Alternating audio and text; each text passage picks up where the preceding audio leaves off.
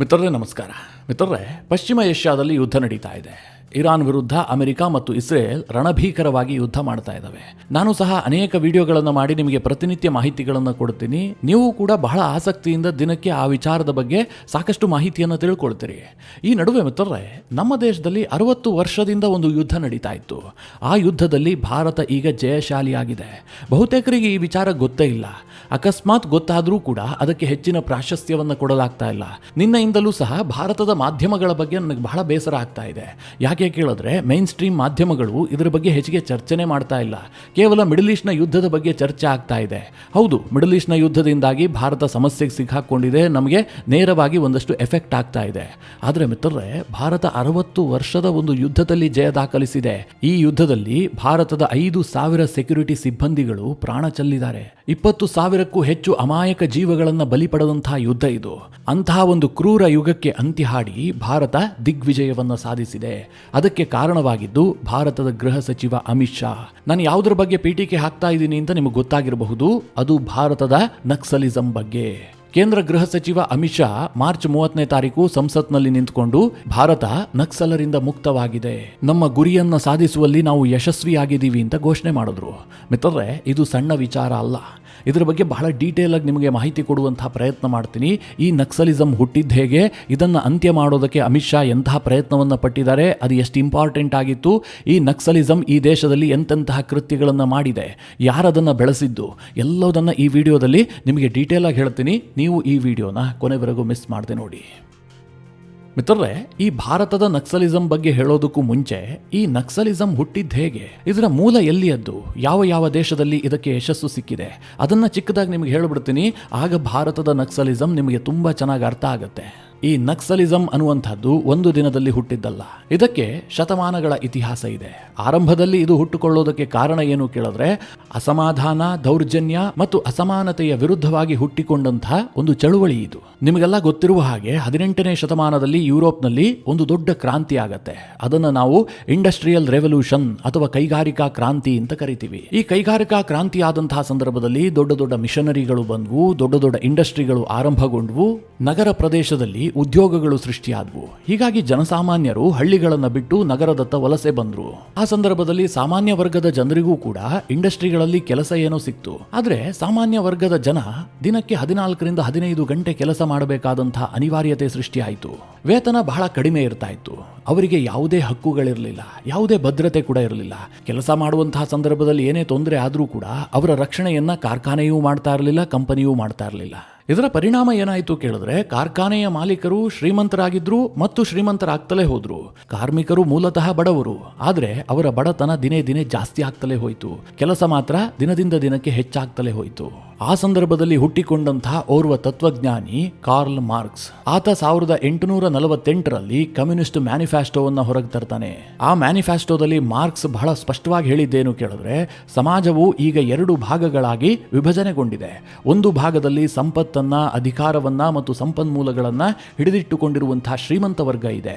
ಇನ್ನೊಂದು ಭಾಗದಲ್ಲಿ ದಿನವಿಡೀ ಕಷ್ಟಪಟ್ಟು ದುಡಿದೂ ಕೂಡ ಬಡವರಾಗಿರುವಂತಹ ಕಾರ್ಮಿಕ ವರ್ಗ ಇದೆ. ಹೀಗಾಗಿ ಕಾರ್ಲ್ ಮಾರ್ಕ್ಸ್ ಏನ್ ಪ್ರತಿಪಾದನೆ ಮಾಡ್ತಾನೆ ಅಂತಂದ್ರೆ, ಈ ವ್ಯವಸ್ಥೆ ಬದಲಾಗದೇ ಇದ್ರೆ ಬಡವರು ಯಾವತ್ತೂ ಕೂಡ ಬಡವರಾಗಿ ಉಳಿತಾರೆ, ಶ್ರೀಮಂತರು ಇನ್ನೂ ಕೂಡ ಶ್ರೀಮಂತರಾಗ್ತಲೇ ಹೋಗ್ತಾರೆ. ಹೀಗಾಗಿ ನಾನು ಇದಕ್ಕೆ ಕೊಡ್ತಾ ಇರುವಂತಹ ಪರಿಹಾರ ಏನು ಕೇಳಿದ್ರೆ, ಸಮಾನ ಹಕ್ಕನ್ನು ಹೊಂದಿರುವ ಒಂದು ವರ್ಗರಹಿತ ಸಮಾಜ ನಿರ್ಮಾಣ ಆಗಬೇಕು. ಹೀಗಂತ ಕಾರ್ಲ್ ಮಾರ್ಕ್ಸ್ ಪ್ರತಿಪಾದನೆಯನ್ನ ಮಾಡ್ತಾನೆ. ಕಾರ್ಲ್ ಮಾರ್ಕ್ಸನ ಈ ತತ್ವ ಸಿದ್ಧಾಂತಗಳು ಬಹಳ ಬೇಗ ಪ್ರಚಾರಕ್ಕೆ ಬರುತ್ತೆ. ಈ ತತ್ವದಿಂದ ಪ್ರಭಾವಿತನಾಗಿದ್ದಂಥ ವ್ಲಾದಿಮಿರ್ ಲೆನಿನ್ ಅನ್ನುವಂಥ ರಷ್ಯಾದ ಓರ್ವ ಕಾರ್ಮಿಕ ಹೋರಾಟಗಾರ 1917ರಲ್ಲಿ ರಷ್ಯಾ ಕ್ರಾಂತಿಯನ್ನು ಹುಟ್ಟುಹಾಕ್ತಾನೆ. ಇದರ ಪರಿಣಾಮ ರಷ್ಯಾದಲ್ಲಿದ್ದಂಥ ರಾಜಮನೆತನ ಅಧಿಕಾರವನ್ನು ಕಳೆದುಕೊಳ್ಳುತ್ತೆ. ರಷ್ಯಾ ಕ್ರಾಂತಿ ಆಗತ್ತೆ. ರಷ್ಯಾದಲ್ಲಿ ಕಮ್ಯುನಿಸ್ಟ್ ಸರ್ಕಾರ ಜಾರಿಗೆ ಬರುತ್ತೆ.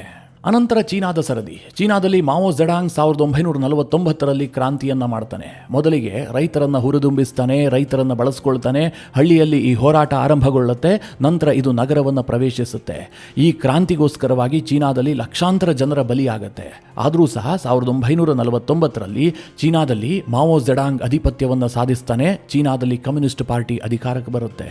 ಇವತ್ತು ಕೂಡ ಚೀನಾವನ್ನು ಆಳ್ತಾ ಇರೋದು ಇದೇ ಕಮ್ಯುನಿಸ್ಟ್ ಪಾರ್ಟಿ. ಇದರ ಮಧ್ಯದಲ್ಲಿ 1920ರಲ್ಲಿ MN ರಾಯ್ ಅವರು ಕಮ್ಯುನಿಸ್ಟ್ ಪಾರ್ಟಿ ಆಫ್ ಇಂಡಿಯಾವನ್ನು ಸ್ಥಾಪಿಸಿರ್ತಾರೆ. ಅದನ್ನೇ ನಾವು ಇವತ್ತಿಗೂ ಸಹ CPI ಅಂತ ಕರಿತೀವಿ. ಆರಂಭದಲ್ಲಿ ಈ ಕಮ್ಯುನಿಸ್ಟ್ ಪಾರ್ಟಿ ಆಫ್ ಇಂಡಿಯಾದ ಗುರಿ ಇದ್ದಿದ್ದು ಕಾರ್ಮಿಕರು ಮತ್ತು ರೈತರ ಹಕ್ಕುಗಳಿಗೋಸ್ಕರವಾಗಿ ಹೋರಾಟ ಮಾಡುವಂತಹದ್ದು. ಆ ಸಂದರ್ಭದಲ್ಲಿ ಭಾರತ ಬ್ರಿಟಿಷರ ಕಪಿಮುಷ್ಟಿಯಲ್ಲಿತ್ತು. ಬ್ರಿಟಿಷರು ಭಾರತದಲ್ಲಿ ಜಮೀನ್ದಾರಿ ಪದ್ಧತಿಯನ್ನು ಅಳವಡಿಸಿದ್ರು.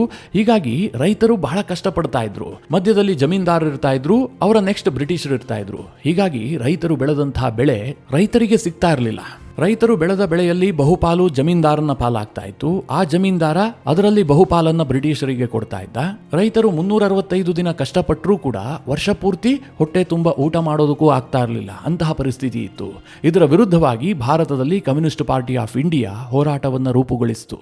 ಆದರೆ ಸಿಪಿಐಗೆ ಬಹಳ ದೊಡ್ಡ ಬ್ರೇಕ್ ಥ್ರೂ ಸಿಕ್ಕಿದ್ದೆಲ್ಲಿ ಕೇಳಿದ್ರೆ 1946ರಲ್ಲಿ ತೆಲಂಗಾಣದಲ್ಲಿ ರೈತರು ಜಮೀನ್ದಾರರ ವಿರುದ್ಧ ಬಂಡಾಯ ಸಾರ್ತಾರೆ. ಆ ಸಂದರ್ಭದಲ್ಲಿ ಸಿಪಿಐ ಅವರಿಗೆ ಬೆಂಬಲಕ್ಕೆ ನಿಂತ್ಕೊಳ್ಳುತ್ತೆ. ಸುಮಾರು 5,000 ರೈತರು ಸೇರ್ಕೊಂಡು ಜಮೀನ್ದಾರರನ್ನ ಓಡಿಸಿ ಬಿಡ್ತಾರೆ. ಮಿತ್ರರೇ, ಆ ಸಂದರ್ಭದಲ್ಲಿ ಸಿಪಿಐ ಹೆಚ್ಚು ಜನಜನಿತವಾಗುತ್ತೆ, ಮನೆಯನ್ನ ರೀಚ್ ಆಗುತ್ತೆ. ಇದೆಲ್ಲದೂ ಕೂಡ ಕಮ್ಯುನಿಸಂನ ಹಿನ್ನೆಲೆ. ಈ ಕಮ್ಯುನಿಸಂಗೂ ನಕ್ಸಲಿಸಂಗೂ ಏನ್ ಸಂಬಂಧ ಅಂತ ನಿಮಗೊಂದು ಪ್ರಶ್ನೆ ಬರ್ತಾ ಇರಬಹುದು. ಮಿತ್ರರೇ, ಬಹುತೇಕರಿಗೆ ಗೊತ್ತಿರ್ಲಿಕ್ಕಿಲ್ಲ, ಕಮ್ಯುನಿಸಂ ಮತ್ತು ನಕ್ಸಲಿಸಂ ಒಂದೇ ನಾಣ್ಯದ ಎರಡು ಮುಖಗಳು. ಈ ಕಮ್ಯುನಿಸ್ಟರ ಹೋರಾಟಕ್ಕೆ ನಕ್ಸಲಿಸಂ ಅನ್ನುವಂತಹ ಹೆಸರು ಬಂದಿದ್ದು ಕೇವಲ ಒಂದು ಘಟನೆಯ ಕಾರಣದಿಂದಾಗಿ. ಆ ಘಟನೆ ಏನು ಕೇಳಿದ್ರೆ 1967ರಲ್ಲಿ ಪಶ್ಚಿಮ ಬಂಗಾಳದ ಓರ್ವ ರೈತ ಬೀಮಲ್ ಕಿಸಾನ್ ಅನ್ನುವಂಥವನಿಗೆ ಒಂದು ದೊಡ್ಡ ಅನ್ಯಾಯ ಆಗುತ್ತೆ.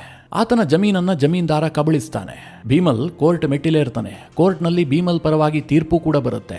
ಆದರೆ ಆತನಿಗೆ ಜಮೀನು ಮಾತ್ರ ಸಿಗೋದಿಲ್ಲ. ಅದಾಗಲೇ ಪಶ್ಚಿಮ ಬಂಗಾಳದಲ್ಲಿ ಈ ಕಮ್ಯುನಿಸ್ಟರ ಪ್ರಭಾವ ಜಾಸ್ತಿ ಇತ್ತು. ಹೀಗಾಗಿ ಕಮ್ಯುನಿಸ್ಟರ ಸಹಾಯವನ್ನ ಈ ಭೀಮಲ್ ಕೇಳ್ತಾನೆ. ಇಂತಹದೇ ಒಂದು ಘಟನೆಗೋಸ್ಕರವಾಗಿ ಕಾಯ್ತಾ ಇದ್ದಂತಹ ಕಮ್ಯುನಿಸ್ಟರು ಆ ಸಂದರ್ಭದಲ್ಲಿ ರೈತರನ್ನ ಸೇರಿಸಿಕೊಂಡು ಆಯುಧವನ್ನ ಹಿಡ್ಕೊಂಡು ಹೋರಾಟವನ್ನು ಆರಂಭಿಸ್ತಾರೆ. ಈ ಘಟನೆ ನಡೆದಿದ್ದು ನಕ್ಸಲ್ ಬಾರಿ ಅನ್ನುವಂತಹ ಒಂದು ಹಳ್ಳಿಯಲ್ಲಿ. ಆ ಒಂದು ಹಳ್ಳಿಯಲ್ಲಿ 100ಕ್ಕೂ ಹೆಚ್ಚು ದಾಳಿಗಳು ನಡೆಯುತ್ತೆ. ಅನೇಕ ಜಮೀನ್ದಾರರನ್ನ ಕೊಲೆ ಮಾಡಲಾಗುತ್ತೆ. ಪೊಲೀಸ್ ಠಾಣೆಯ ಮೇಲೆ ದಾಳಿ ಮಾಡಲಾಗುತ್ತೆ. ಆಗ ಪೊಲೀಸರು ನಡೆಸಿದಂತಹ ಪ್ರತಿ ದಾಳಿಯಲ್ಲಿ ಮಹಿಳೆಯರು, ಮಕ್ಕಳು ಸೇರಿದಂತೆ 11 ಜನ ಸಾವಿಗೀಡಾಗ್ತಾರೆ. ಈ ನಕ್ಸಲ್ ಬಾರಿಯಲ್ಲಿ ನಡೆದಂತಹ ಈ ಘಟನೆ ನಕ್ಸಲಿಸಂ ಹುಟ್ಟಿಗೆ ಕಾರಣ ಆಗುತ್ತೆ. ಹೀಗಾಗಿ ಮಾವೋವಾದಿಗಳ ಈ ಉಗ್ರ ಹೋರಾಟಕ್ಕೆ ನಕ್ಸಲಿಸಂ ಅನ್ನುವಂತಹ ಹೆಸರು ಬಂತು. ಅನಂತರದ ದಿನಗಳಲ್ಲಿ ಈ ಚಳುವಳಿ ಕೇವಲ ಪಶ್ಚಿಮ ಬಂಗಾಳಕ್ಕೆ ಮಾತ್ರ ಸೀಮಿತ ಆಗಿರಲಿಲ್ಲ. ಛತ್ತೀಸ್ಗಢಕ್ಕೆ ವಿಸ್ತರಣೆ ಆಯಿತು, ಒಡಿಶಾಗೆ ಬಂತು, ಬಿಹಾರ, ಆಂಧ್ರ ಪ್ರದೇಶ, ಮಹಾರಾಷ್ಟ್ರ, ಕರ್ನಾಟಕ ಹೀಗೆ ವಿಸ್ತರಣೆ ಆಗ್ತಲೇ ಹೋಯಿತು. ನಕ್ಸಲರು ದಟ್ಟ ಅರಣ್ಯ ಪ್ರದೇಶವನ್ನು ಟಾರ್ಗೆಟ್ ಮಾಡಿದ್ರು. ಅಲ್ಲಿನ ಆದಿವಾಸಿಗಳ ಬೆಂಬಲವನ್ನು ಪಡೆದುಕೊಂಡ್ರು. ಯಾಕೆಂತಂದರೆ ಆ ಸಮಯದಲ್ಲಿ ಆದಿವಾಸಿಗಳಿಗೆ ಮೂಲಭೂತ ಸೌಕರ್ಯಗಳಿರಲಿಲ್ಲ. ಅವರು ಮುಖ್ಯವಾಹಿನಿಯಿಂದ ಸಾಕಷ್ಟು ದೂರ ಇದ್ದರು. ಅಲ್ಲಿ ಸಾಕಷ್ಟು ಬಡತನ ಇತ್ತು. ಹೊತ್ತಿನ ಕೂಳಿಗೂ ಕೂಡ ಕಷ್ಟ ಇತ್ತು. ಅಂಥವರನ್ನೇ ಆಯ್ಕೆ ಮಾಡಿಕೊಂಡು ಆರಂಭದ ದಿನಗಳಲ್ಲಿ ಇವರು ಹೊರಗಡೆಯಿಂದ ಲೂಟಿ ಮಾಡಿ ತಂದಂಥ ವಸ್ತುಗಳನ್ನು ಅವರಿಗೆ ಹಂಚ್ತಾ ಇದ್ರು. ಹೀಗಾಗಿ ಕಾಡಿನಲ್ಲಿರುವಂತಹ ಆದಿವಾಸಿಗಳು ಇವರಿಗೆ ಬೆಂಬಲವನ್ನು ಕೊಟ್ಟರು. ಯಾವ ಮಟ್ಟಿಗೆ ಈ ಕೆಂಪು ಉಗ್ರರ ಅಟ್ಟಹಾಸ ಬೆಳೀತಾ ಹೋಯಿತು ಅಂತಂದರೆ ನೋಡ್ತಿದ್ದಂತೆ ಇವರು ಭಾರತದಲ್ಲಿ 180 ಜಿಲ್ಲೆಗಳಲ್ಲಿ ತಮ್ಮ ಪ್ರಭಾವವನ್ನು ಬೆಳೆಸಿಕೊಂಡ್ರು. ಸರಿಸುಮಾರು 92,000 ಚದರ ಕಿಲೋಮೀಟರ್ ಪ್ರದೇಶದಲ್ಲಿ ಇವರ ಅಸ್ತಿತ್ವ ಇತ್ತು. ದೇಶದ 12 ರಾಜ್ಯಗಳಲ್ಲಿ ಇವರ ಅಸ್ತಿತ್ವ ಇತ್ತು. 12 ಕೋಟಿಗೂ ಹೆಚ್ಚು ಮಂದಿ ಇದಕ್ಕೆ ತೊಂದರೆಗೊಳಗಾಗಿದ್ರು. ಈ ನಕ್ಸಲಿಸಂ ಅನ್ನು ಹತ್ತಿಕ್ಕೋದಕ್ಕೋಸ್ಕರವಾಗಿ ಅನೇಕ ರಾಜ್ಯ ಸರ್ಕಾರಗಳು ಆಂಟಿ ನಕ್ಸಲ್ ಫೋರ್ಸ್ ಅನ್ನು ಸ್ಥಾಪನೆ ಮಾಡಿತು.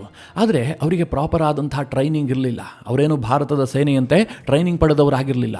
ಅವರಿಗೆ ಮದ್ದುಗುಂಡು ಶಸ್ತ್ರಾಸ್ತ್ರಗಳನ್ನು ಪೂರೈಕೆ ಮಾಡಲಾಗ್ತಾ ಇತ್ತು. ಆದರೆ ಅಂತಹ ಪೊಲೀಸರನ್ನೇ ಗುರಿಯಾಗಿಸಿ ಈ ನಕ್ಸಲರು ದಾಳಿಯನ್ನ ಮಾಡಿ ಆ ಶಸ್ತ್ರಾಸ್ತ್ರಗಳನ್ನೇ ಲೂಟಿ ಹೊಡಿತಾ ಇದ್ರು. ನಂತರ ಅದನ್ನೇ ಬಳಸಿ ಪೊಲೀಸರ ಮೇಲೆ ದಾಳಿ ಮಾಡೋದಕ್ಕೆ ಶುರು ಮಾಡಿದ್ರು.